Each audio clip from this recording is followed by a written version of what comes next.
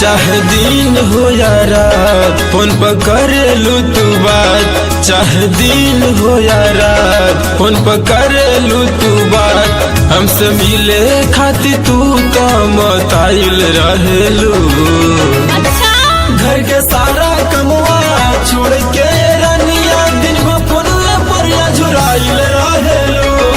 हंस ज्यादा हमके चाहेलू रानिया दिन भर हमरा से लुभाइल रहेलू।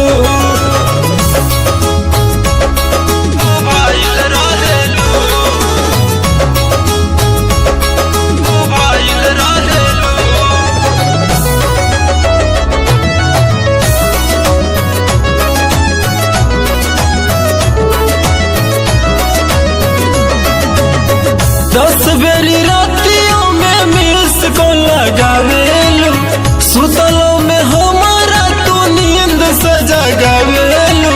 अब हम कितना समझाई तो के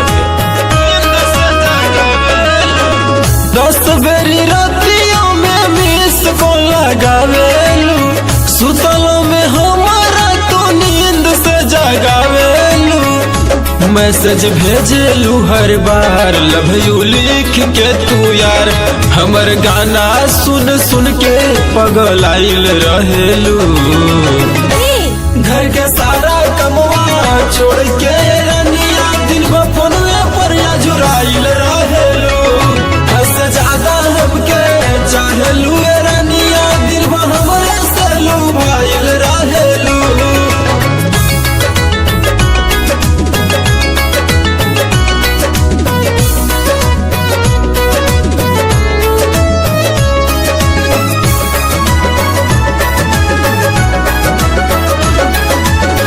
गिरजा मोहित कहाँ तानी अब न रहता, बर्दाश्त कैला पर भी देह गुदगुदाता।